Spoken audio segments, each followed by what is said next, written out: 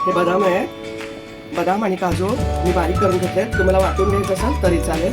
मी 1 वाटी साखर घेतली आहे त्याकरता आणि 2 चमचे कस्टर्ड पावडर घालणार आहे आणि 1 लिटर दूध घेतलं आहे. फुल क्रीमचं दूध आहे. आपण प्रोसेस पाहणार आहोत.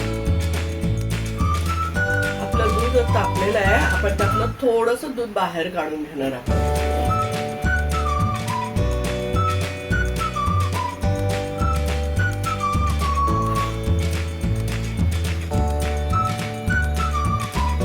थोडंसं दूध साईडला काढलं आहे. थंड करायचं आहे ह्या दुधाला. त्यात कस्टर्ड पावडर टाकायची आहे आपल्याला. आपण एक छोट्या वाटीमध्ये दूध काढून घेतलं होतं थोडंसं. ते थंड करून घेतलं आहे. त्यामध्ये कस्टर्ड पावडर टाकत आपण 2 चमचे. 1 लिटर दूध आहे म्हणून मी 2 चमचे टाकते.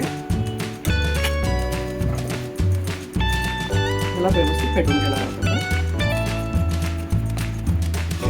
थंड दुधातच फेटायचं आहे. गरम दुधामध्ये केलं तर गाठी होते.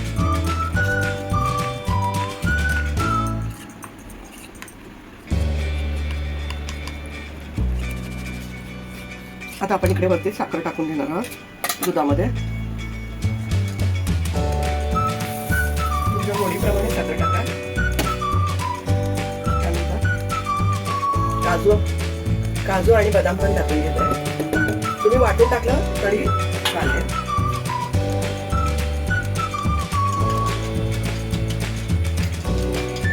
आपण काजू बदाम आणि साखर टाकून घेतली. ते कस्टर्ड पावडरचं दूध सुद्धा थोडं थोडं करून टाका.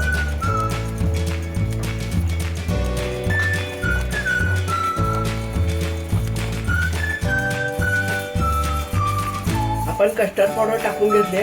2-3 मिनिटं उकळी घेतोय आणि मग आता ह्याला गार करून फ्रीजमध्ये ठेवून काजू बदाम मिल्क शेक रेडी होतोय. कोणाला जर थंड चालत नसेल तर कोमट पिलं तरी चालेल.